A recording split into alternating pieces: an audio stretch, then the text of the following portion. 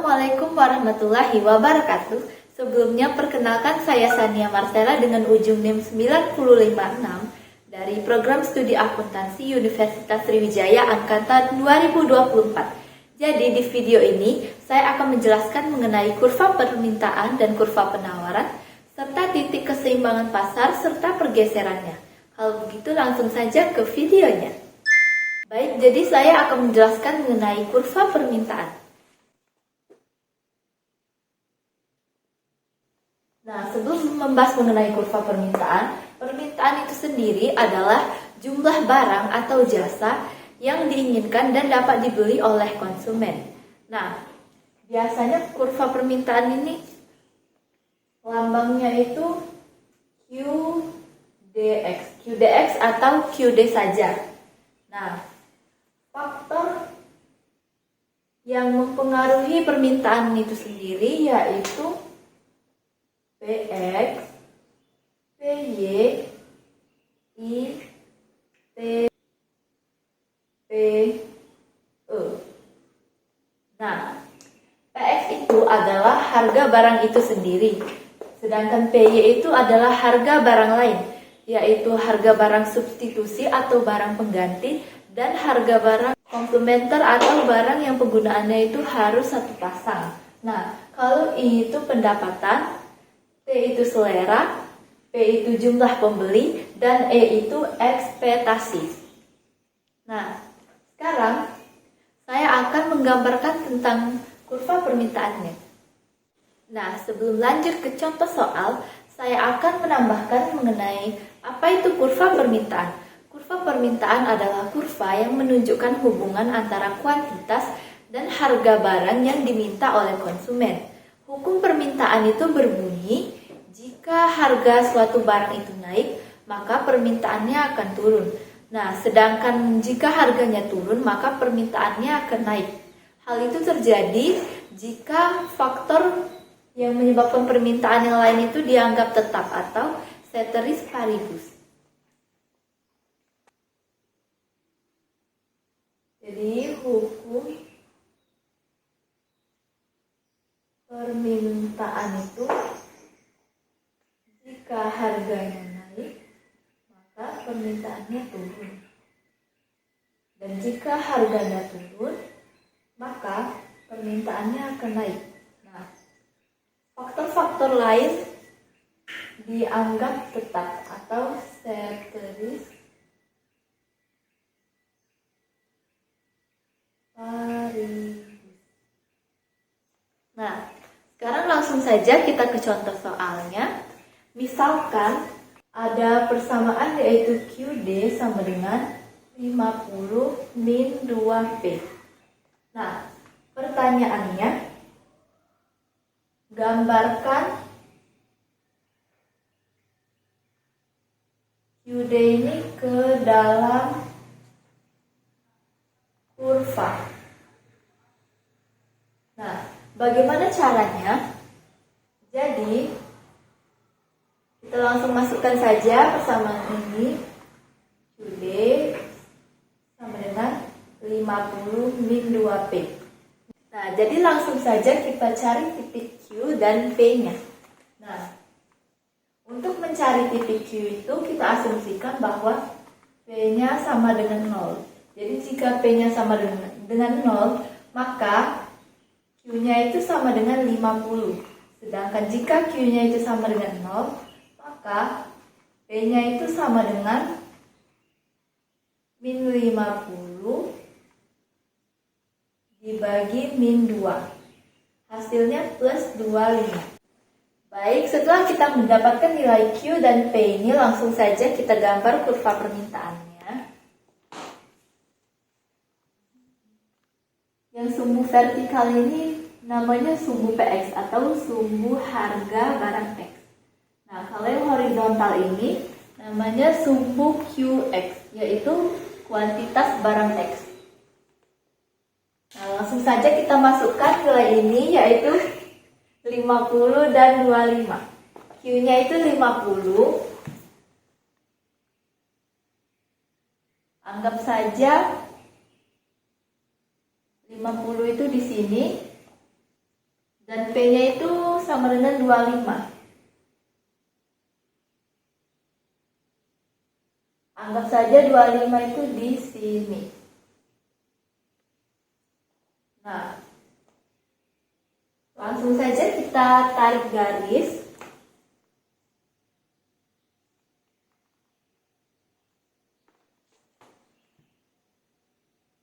Jadi ini adalah fungsi QD sama dengan 50 min 2P. Nah, jadi seperti ini kurang lebih bentuk kurva permintaannya. Nah, baik, jadi kurva permintaan itu dapat mengalami pergeseran.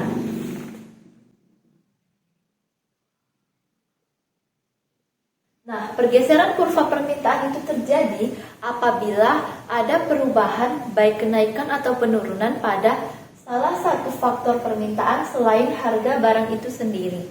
Nah, jika mengalami kenaikan, maka kurvanya itu akan bergeser ke kanan atas.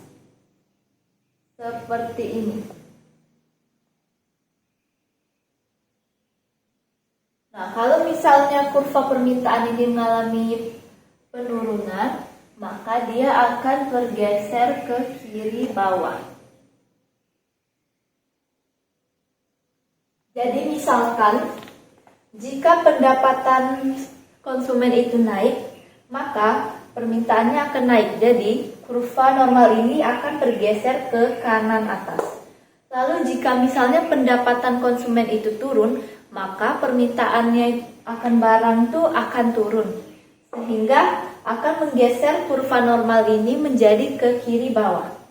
Jadi kurang lebih seperti ini bentuknya jika kurva itu mengalami pergeseran.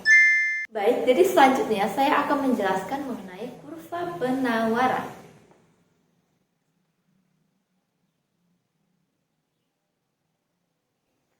Nah, sebelum membahas mengenai kurva penawaran, penawaran itu sendiri adalah jumlah barang atau jasa yang dapat ditawarkan oleh penjual kepada pembeli. Nah, kurva penawaran itu sendiri adalah kurva yang menunjukkan hubungan antara kuantitas dan harga barang yang ditawarkan oleh penjual. Hukum penawaran itu berbunyi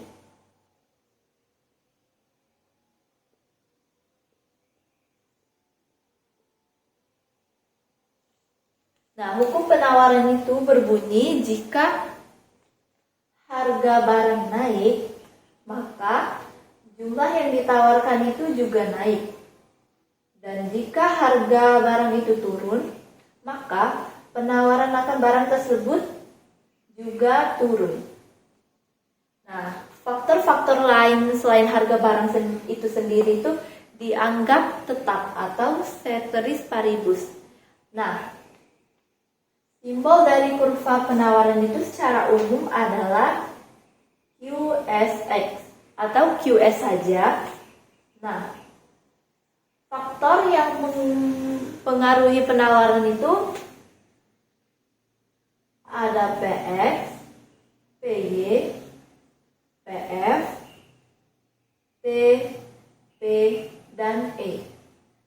Nah, PX itu adalah harga barang itu sendiri, PY itu harga barang lain, kalau PF itu harga faktor produksi atau harga biaya produksi.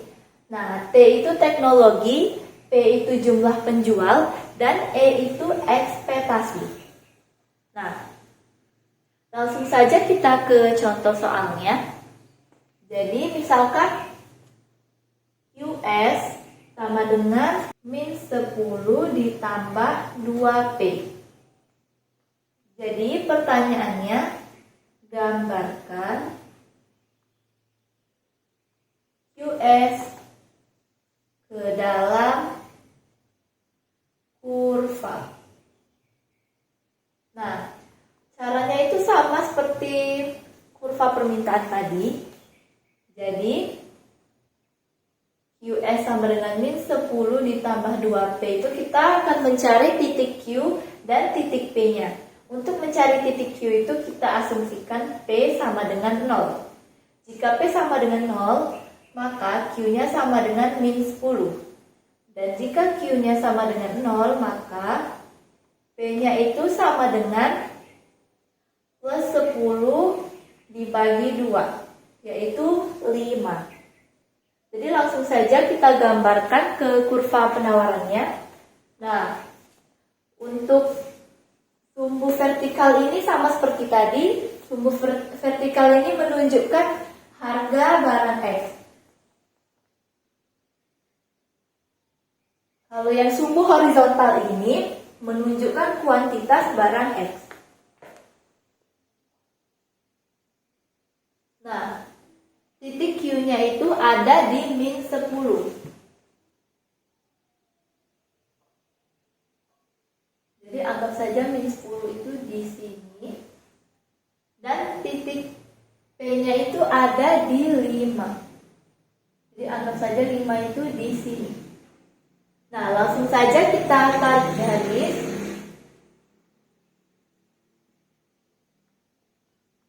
Jadi ini adalah kurva QS sama dengan min 10 ditambah 2P. Nah, jadi kurang lebih seperti ini bentuk kurva penawarannya. Nah, seperti yang kita lihat, kemiringan atau slope dari kurva penawaran ini, slope-nya itu positif, yaitu dari titik bawah dia naik ke atas. Berbeda dengan kurva permintaan tadi, kalau kurva permintaan tadi itu slope-nya itu negatif karena kurvanya itu dari atas ke bawah, jadi dia menurun. Kalau kurva penawaran ini dia naik dari bawah ke atas. Baik, jadi kurva penawaran ini juga dapat mengalami pergeseran.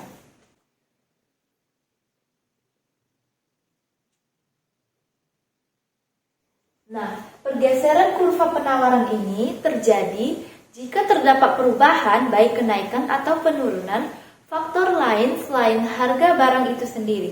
Jadi faktor lain pada penawaran itu seperti harga barang lain, harga faktor produksi, teknologi, jumlah penjual, dan ekspektasi. Nah, bentuk pergeserannya itu kalau di dalam kurva akan seperti ini. Nah, jika kurva penawaran ini mengalami kenaikan, maka kurva normal ini akan bergeser ke kanan bawah. Nah, sedangkan jika kurva penawaran ini mengalami penurunan, maka kurva ini akan bergeser ke kiri atas.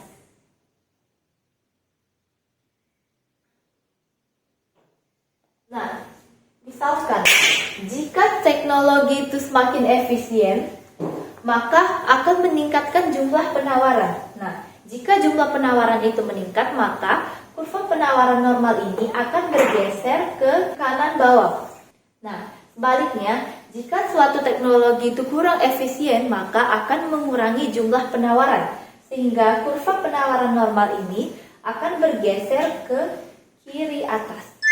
Baik, jadi selanjutnya saya akan menjelaskan secara singkat mengenai kurva permintaan pasar dan kurva penawaran pasar. Nah, kurva permintaan pasar itu adalah kurva yang berasal dari gabungan kurva permintaan individu.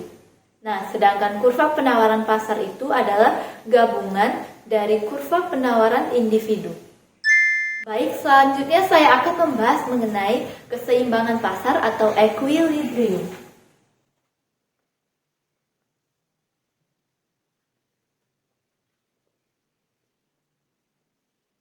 Nah, keseimbangan pasar itu sendiri adalah kondisi di mana jumlah yang diminta itu sama dengan jumlah yang ditawarkan, atau kondisi di mana harga yang diminta itu sama dengan harga yang ditawarkan. Alias QD sama dengan QS atau PD sama dengan PS. Nah, jadi ini adalah rumus dari keseimbangan pasar. Nah, kalau di dalam kurva, cara menentukan titik keseimbangan pasar itu dengan cara menggabungkan kurva permintaan dan kurva penawaran, lalu mencari titik potong. antara kurva permintaan dan kurva penawaran. Langsung saja kita ke contoh soalnya. Dengan menggunakan contoh soal yang tadi, kita akan mencari titik keseimbangan pasarnya. Jadi pertanyaannya C,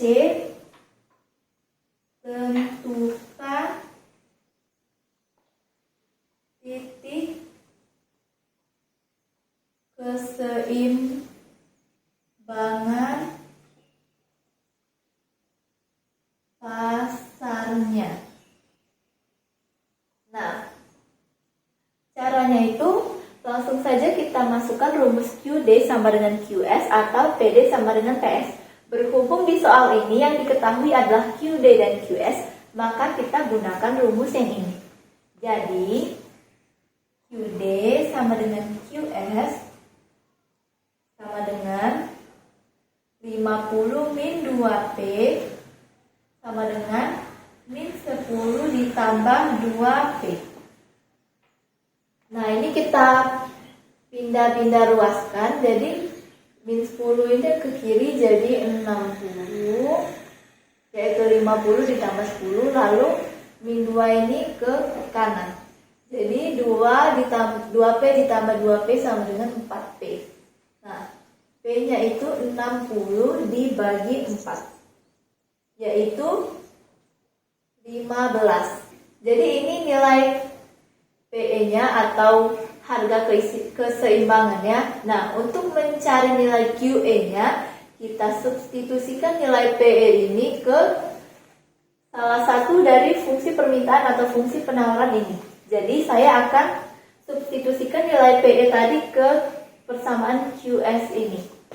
Jadi QS sama dengan min 10 ditambah 2 dikali 15. Jadi min 10 ditambah 30. Jadi jumlah keseimbangan atau QE-nya sama dengan 20.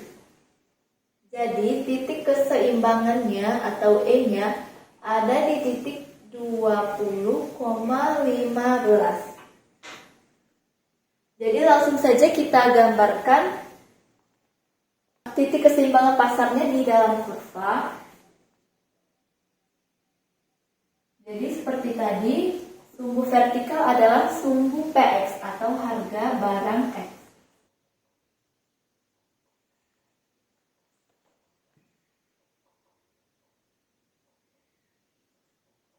Dan sumbu horizontalnya juga sama seperti tadi, yaitu QX atau jumlah barang X. Nah, berhubung kita sudah menghitung titik-titik pada kurva permintaan dan penawaran tadi, jadi langsung saja kita masukkan titik-titiknya. Untuk kurva permintaannya itu ada di titik Q-nya 50.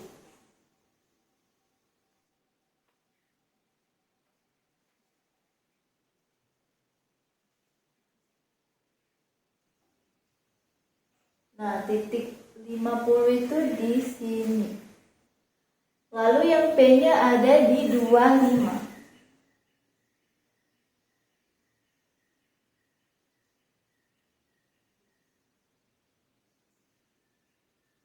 Yaitu di sini. Jadi langsung saja kita tarik garis. Jadi kurang lebih seperti ini bentuk kurva permintaannya. Jadi ini adalah kurva permintaan QD sama dengan 50 min 2P. Lalu selanjutnya untuk kurva penawarannya juga kita langsung saja tuliskan titik-titik ini di dalam kurvanya. Titik Q-nya ada di min 10.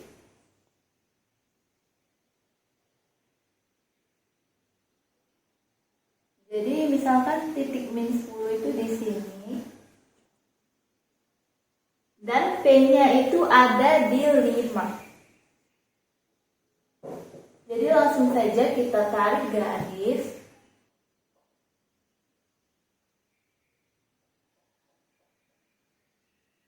Nah, jadi kurang lebih seperti ini bentuk kurva dari dari QS sama dengan min 10 ditambah 2P.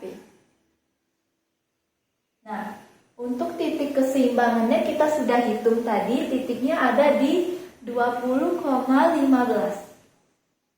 Jadi ada di titik ini.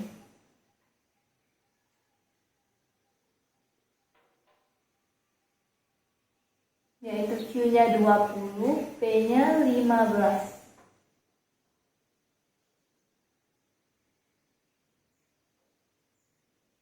Jadi disinilah titik E-nya atau titik keseimbangan pasarnya. Baik, jadi titik keseimbangan pasar ini juga dapat mengalami pergeseran.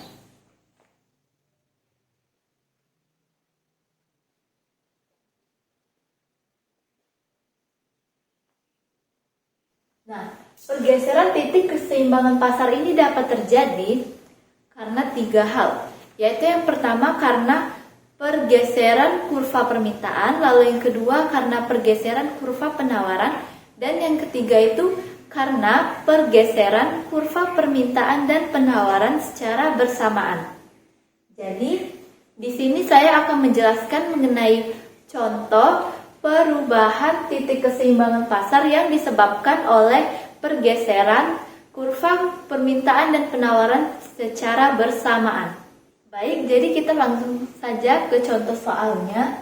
Nah, QD dan QS-nya itu sama seperti tadi, jadi langsung saja kita ke pertanyaannya. Jika pendapatan naik sebesar 20.000 dan harga faktor produksinya juga naik sebesar 16.000, maka tentukan titik keseimbangan pasar yang baru.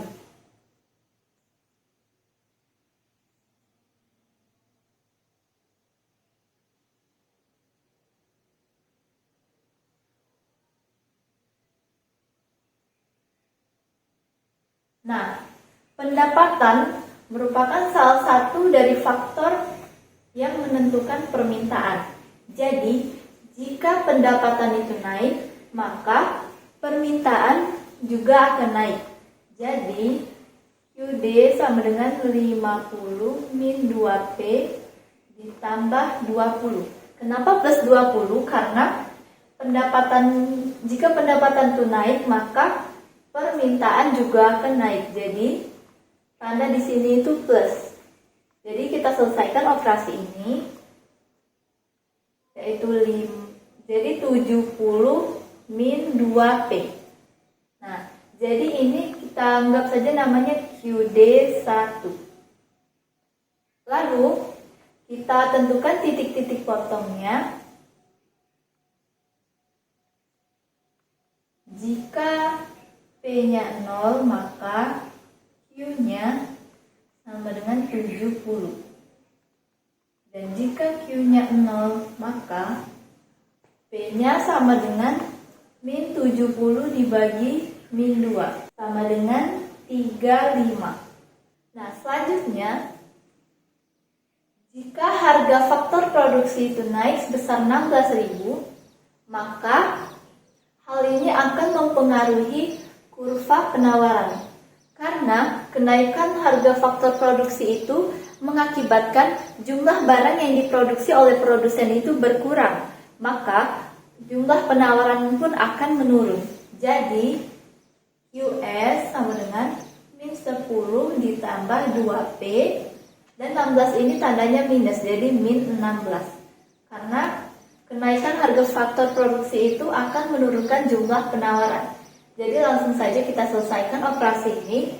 Min 10 min 16 itu min 26. Jadi min 26 tambah 2P itu anggap saja namanya QS1. Nah, sekarang kita cari titik-titik potongnya, yaitu titik Q dan titik P-nya. Jika P-nya 0, maka Q-nya sama dengan min 26. Dan jika Q-nya 0, maka P-nya sama dengan plus 26 dibagi 2, sama dengan 13. Jadi selanjutnya kita akan mencari titik keseimbangan pasar yang baru. Nah, dengan menggunakan rumus yang tadi, kita masukkan QD1 dan QS1 ini. Jadi QD1 sama dengan QS1, yaitu 70 min 2P sama dengan min 26 ditambah 2P. Nah, ini tinggal kita pindah-pindah ruaskan saja. 70 ditambah 26 itu 96, lalu min 2P-nya ke kanan. Jadi 2P ditambah 2P itu 4P. Jadi P-nya itu 96 dibagi 4, hasilnya jadi 24. Jadi ini adalah harga keseimbangannya. Untuk mencari jumlah keseimbangannya, kita substitusikan PE ini ke QD1 atau ke QS1. Jadi saya akan mensubstitusikan PE ini ke QS1. Jadi QS1 sama dengan min 26 tambah 2P. Jadi min 26 ditambah 2 dikali 24. Nah, min 26 ditambah 24 kali 2 itu 48. Jadi QE-nya sama dengan 22. Jadi titik keseimbangan pasar yang barunya kita sebut dengan E1 ada di titik 22,24. Jadi langsung saja kita tuliskan titik-titik ini pada kurva ini. Untuk yang QD1-nya, Q-nya ada di 70 dan P-nya ada di 35. Yaitu di sini. Nah, untuk yang QS1, Q-nya ada di min 26.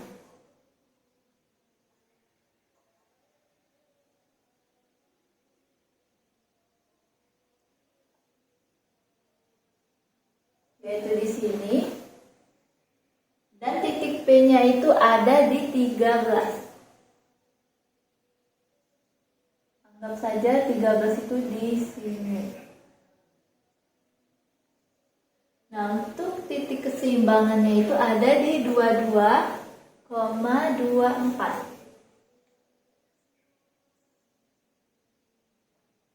Saja 22 itu di sini dan 24 itu di sini.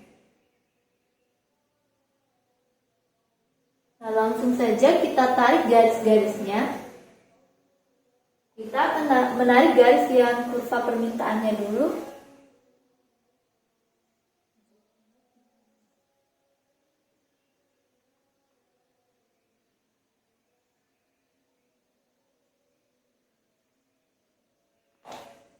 Kita namakan kurva ini sebagai kurva QD1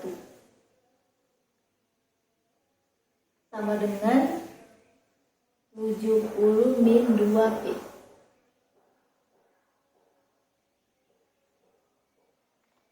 Lalu selanjutnya saya akan menghubungkan titik-titik yang kurva penawarannya, yaitu di titik min 26 untuk Q-nya dan P-nya itu 13.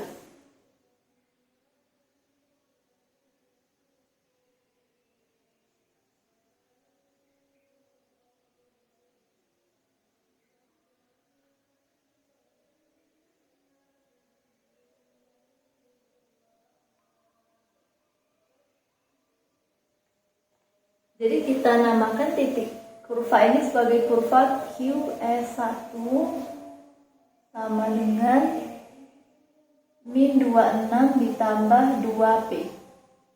Baik, jadi saya sudah rapikan sedikit kurva-kurvanya. Nah, sekarang langsung saja kita masukkan titik keseimbangan yang baru, yaitu S1 sama dengan 22,24.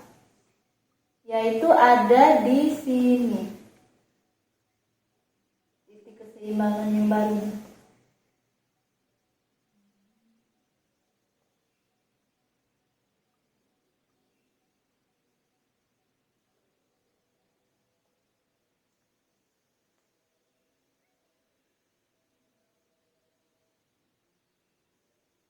Jadi kita namakan titik keseimbangan pasar yang baru ini disebut titik E1. Baik, jadi kurang lebih seperti inilah bentuk pergeseran titik keseimbangan pasarnya. Dari gambar ini kita dapat melihat bahwa titik keseimbangan pasarnya itu bergeser dari E ke E1. Jadi dia bergeser ke atas. Nah, kita juga dapat melihat bahwa kurva permintaannya itu naik karena dia bergeser ke kanan atas. Dan kita juga dapat melihat bahwa kurva penawarannya itu mengalami penurunan karena dia bergeser ke kiri atas. Baik, jadi saya akan menjelaskan mengenai satu contoh lagi mengenai pergeseran titik keseimbangan pasar. Nah, dengan menggunakan contoh soal yang tadi, pertanyaannya, jika pendapatan turun sebesar 16.000 dan harga faktor produksi juga mengalami penurunan sebesar 8.000, maka tentukan titik keseimbangan yang baru.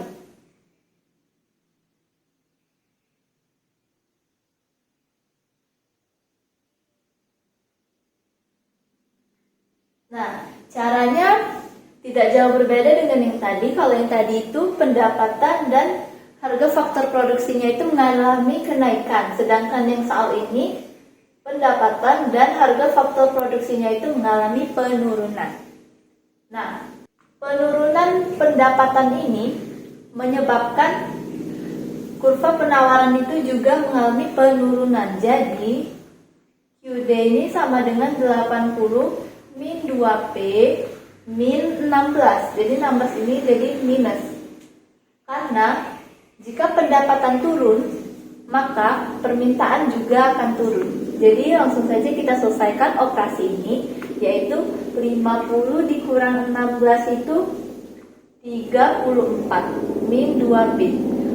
Anggaplah fungsi permintaan yang baru ini namanya QD2. Nah, sekarang kita cari titik-titik potongnya.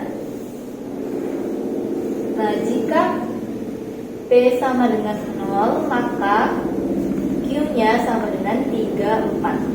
Dan jika Q-nya 0, maka P-nya sama dengan min 34 dibagi min 2, yaitu sama dengan 17. Lalu yang selanjutnya, jika harga faktor produksi itu turun, maka produsen itu dapat memproduksi lebih banyak barang sehingga penawaran itu akan meningkat. Jadi QS-nya itu sama dengan min 10 ditambah 2P. Nah, 8 ini dia jadi plus 8. Karena seperti yang sudah dibilang tadi, jika harga faktor produksi itu turun, maka jumlah penawaran itu akan naik. Jadi langsung saja kita selesaikan operasi ini. Min 10 ditambah 8 itu hasilnya min 2. Jadi ini min 2 ditambah 2P. Jadi fungsi penawaran yang baru ini sebut saja sebagai QS2. Langsung saja kita cari titik-titik potongnya, yaitu jika P-nya 0, maka Q-nya sama dengan min 2. Dan jika Q-nya 0, maka P-nya sama dengan 2 dibagi 2, yaitu 1. Kita juga cari titik keseimbangan pasar yang baru juga menggunakan rumus yang tadi, yaitu QD sama dengan QS. Jadi langsung saja kita masukkan QD2 dan QS2 ini. Jadi QD2 sama dengan QS2, yaitu 34 min 2P sama dengan min 2 ditambah 2P. Jadi ini langsung saja kita pindah-pindah ruaskan. Min 2-nya itu ke kiri, jadi 36. Lalu min 2P-nya itu ke kanan, jadi 4P. P-nya itu jadi 36 dibagi 4, yaitu 9. Jadi harga keseimbangan yang barunya itu 9. Nah, 9 ini kita substitusikan ke salah satu antara QD2 dan QS2 ini. Jadi saya akan mensubstitusikannya ke QS2. Jadi QS2 sama dengan min 2 tambah 2. P-nya masukkan ini jadi 2 dikali 9. Yaitu min 2 ditambah 9 kali 2 itu 18. Jadi jumlah keseimbangan yang barunya itu adalah 16. Jadi, titik keseimbangan pasar yang barunya kita sebut sebagai E2 itu ada di titik 16,9. Oke, jadi ini hasilnya. Jadi langsung saja kita masukkan titik-titik ini ke dalam kurva ini. Pertama, saya akan memasukkan titik-titik yang QD2-nya dulu, yaitu Q-nya di 34. Yaitu 34 itu di sini. Lalu P-nya ada di 17. Yaitu di sini. Nah, untuk yang QS-nya itu ada di titik Q-nya itu min 2. Min 2 itu di sini. Dan P-nya itu ada di 1. 1 itu di sini. Lalu titik keseimbangan pasarnya itu ada di 16,9. 16,9.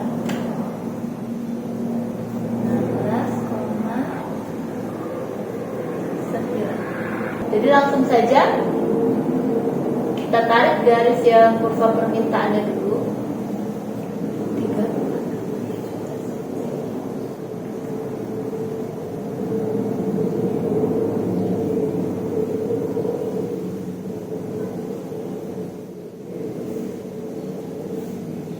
Yang ini nama kurvanya itu kurva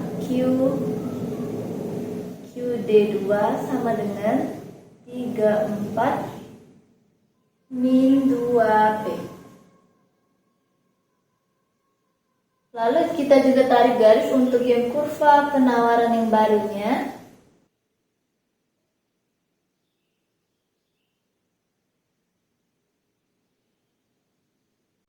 Baik, jadi kurva penawaran yang terbaru ini kita namakan sebagai QS2 sama dengan min 2 ditambah 2P. Nah, jadi titik keseimbangan pasar yang terbarunya itu ada di titik 16,9, yaitu di berdepatan di titik potong antara kurva permintaan dan penawaran yang terbaru ini.